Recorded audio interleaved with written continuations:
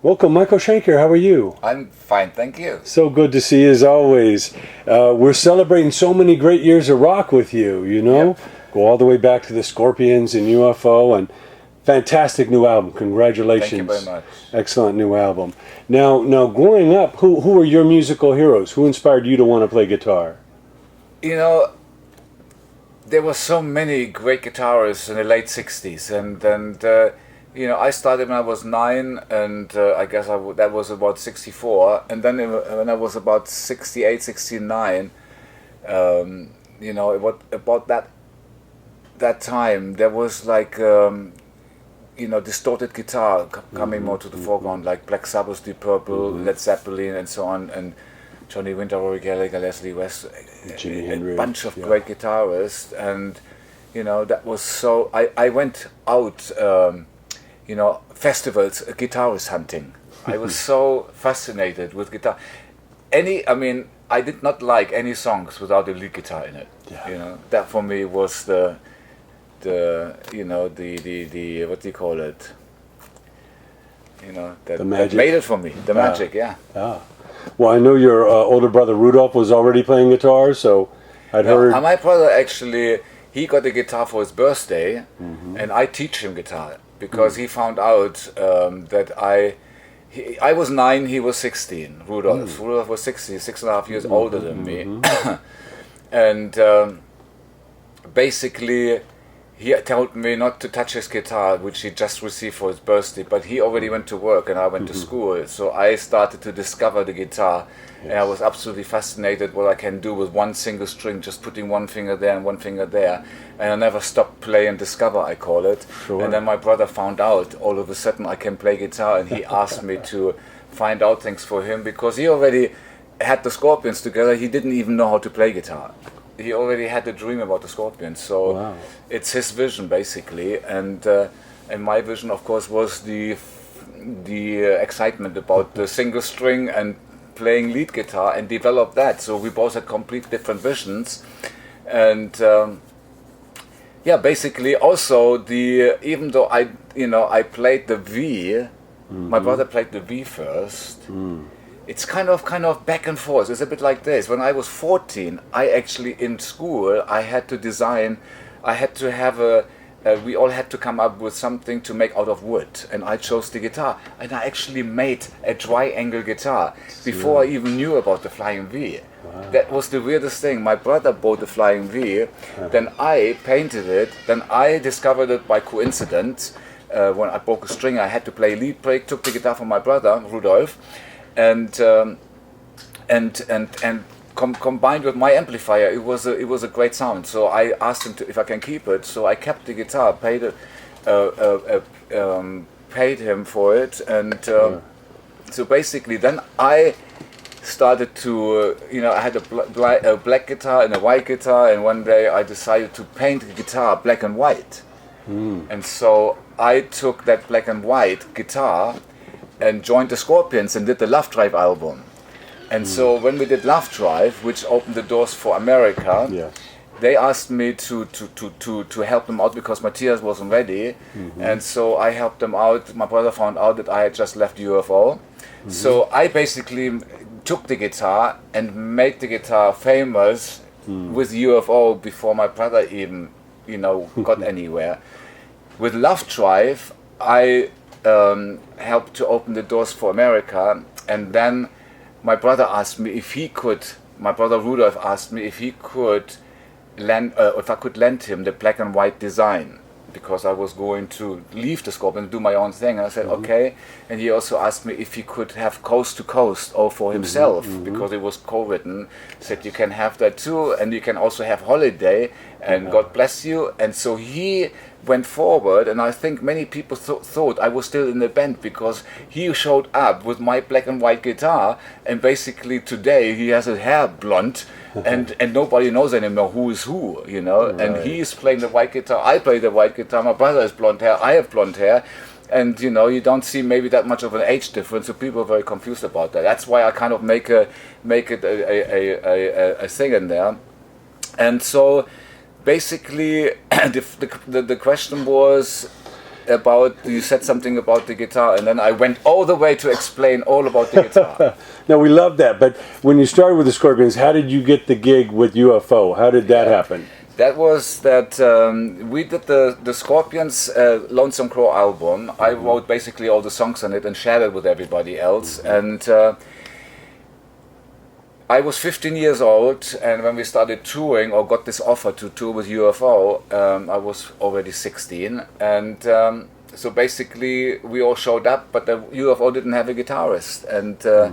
And there was only one way to keep going, was if I play with both bands. So I went to the dressing room with Pete Way, learned the songs, and ended up playing 45 minutes with the Scorpions as a support band, and then with UFO did the complete show for a couple of days. Then the guitar showed up again and everything went to normal. And then after the tour, they asked me to join. And I always told the Scorpions that if I would ever be I would join a British band any time, because in Germany I was developing so fast and nobody understood in Germany what I was doing. They were all listening to disco music, and it was just nothing happening. So I said to them, if anybody would ask me from England, it wouldn't actually even matter who, just for me to be there and play and do things with people, or be somewhere where people understand, or have a similar interest, and so there was a bunch of people enjoying the same thing, basically, and that was happening in England. And when UFO asked me, that, strangest thing though is, out of 1 billion, the moment I needed a replacement for Klaus and Rudolph to let them continue in a strong way, I remembered seeing 2 years before this Guitarist in Hanover, which is right next to Saarstedt. Uli, I said, I know a great replacement, Uli Roth, and and just recently I'm finding out he's exactly the same horoscope as me. It's unbelievable. Out of 1 billion, you can just reach out like this when you need it, and you have a guitarist who can perfectly replace me. It's unbelievable. That's great. That's amazing. But you had quite a run with UFO, obviously, the Phenomenon, the Forced album, the No Heavy Petting. Yeah, that's Obsession. all my development as a guitarist. What's your greatest memories of what's your proudest work with UFO? I'm very, very happy to just play and discover, and that in itself is for me the best thing. And the development every year. I mean, I can hear when I was doing one album after another. Basically, the UFO period up to Love Drive, it's my first stage of my life, musical career, and it's all about developing as a guitarist. And then the middle life was about more school of life, learning, dealing with challenges, and now this part is to actually I in the beginning I was those years of development, I was actually unconsciously made my musical contribution to the world for the 80s. Designed in the 70s, in the 80s it was used by other bands in a simpler form, by bands like the Scorpions, Iron Maiden, etc., to kind of and they did it more in a commercial way. It's basically the 80s is more like the 70s commercialized, and put it in a more in a nice looking package. Keep it simple, one bass drum, one snare, one bass drum, and basically make nice songs, and so and for me it looks like, when I look back now, it was more educational, meaning that they played in front of a bigger audience because it was commercial, to kind of excite people to maybe even become interested in music.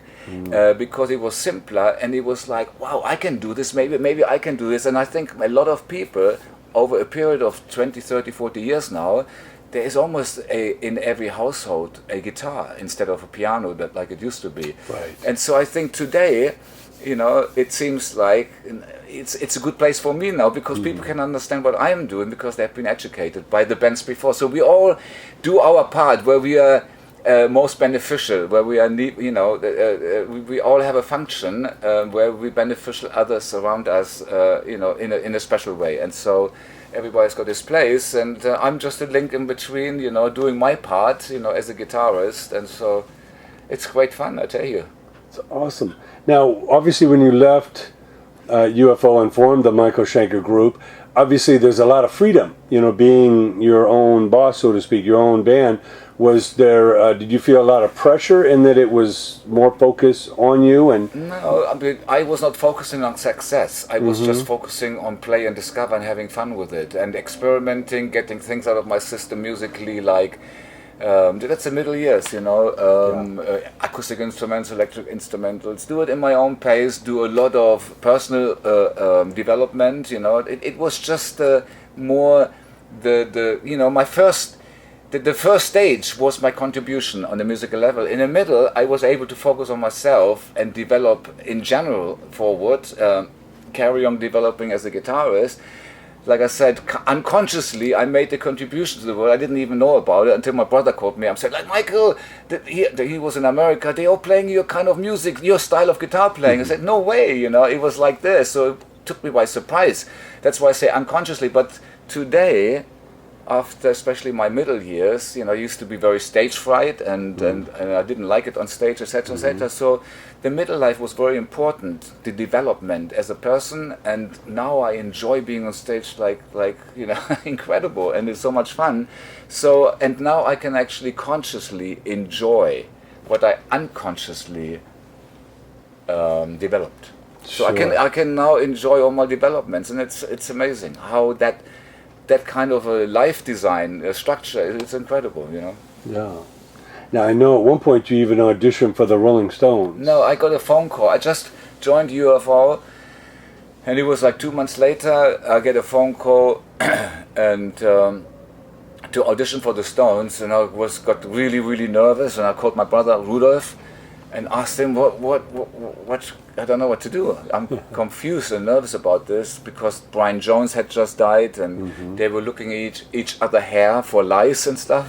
So maybe not a good place for me, but it would have been too much of a big step. UFO I was in England, I was with this band, and I didn't speak any English. I didn't need more complication than that. And then with UFO, it was basically, we never really communicated. It was just music, let the music do the talking. And that's how, I guess, again, there's more than meets the eye. I was put into UFO to do the things I needed to do. And that was the perfect place because we couldn't speak. It had to be all about music. We were able to develop pretty much really on a musical level. Sure. Without destruction. Yes. Now brings us to the Temple of Rock. This being your third album with the Temple? Temple of Rock, yeah. The first one was called Temple of Rock, but Michael Voss was the lead singer, and it all happened. It all started really weirdly. I had no idea what I was doing. I knew I had enough songs to do another album, and I didn't know who I was going to do the album with. I just went in the studio and put down the song arrangements, made a demo, and at the same time I was with Pete Way and Herman Werbel.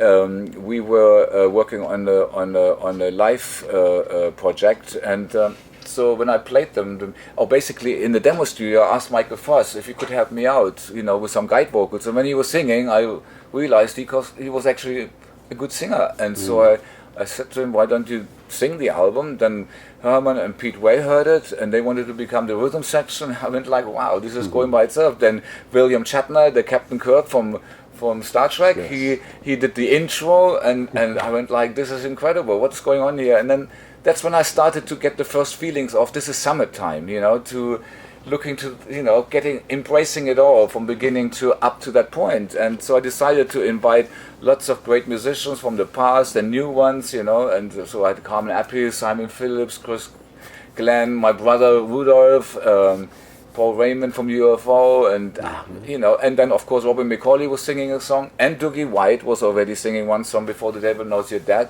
And then when I wanted to tour, then Michael Voss was not available, then I had to improvise, figure out how to do this, but because Robin was singing on the album, I asked him to help me out in America, and Michael did the part in Japan, and then it was Dougie's turn in Europe.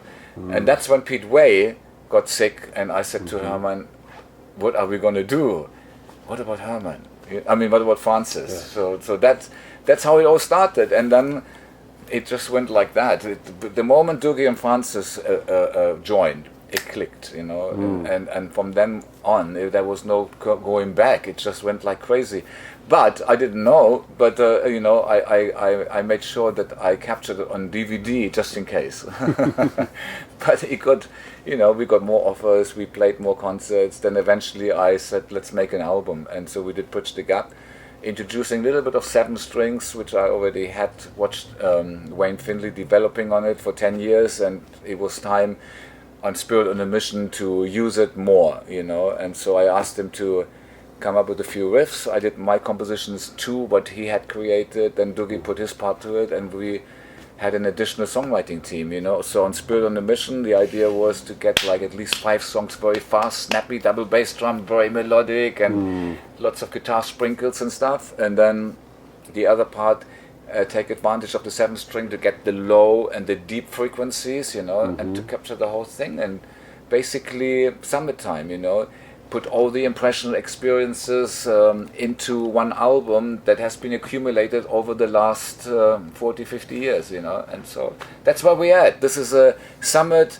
celebration, of my personal development, of the development of the 50 years of handmade rock, that I fell in love with, that started for me with Zeppelin, INDIEPOWER, Black Sabbath, etc. And some of them have already left, have died, and Gary Moore, Elvin Lee, Rory Gallagher, Lou Reed, so many great musicians, Keith Moon, and John Bonham, my favorite musician of all time, but they died earlier. But anyway, it's just kind of, sooner or later it's just going to be a memory, and so. But I feel happy to be back. This is the time now for me to really enjoy it completely different than how I experienced it in the early days, because I really can be there now and really feel it, and it's an incredible, what do you call it? There are a lot of what do you call that word? A lot of discoveries I'm making. Okay. The world is getting bigger, and a lot of answers to life and stuff like that is really good.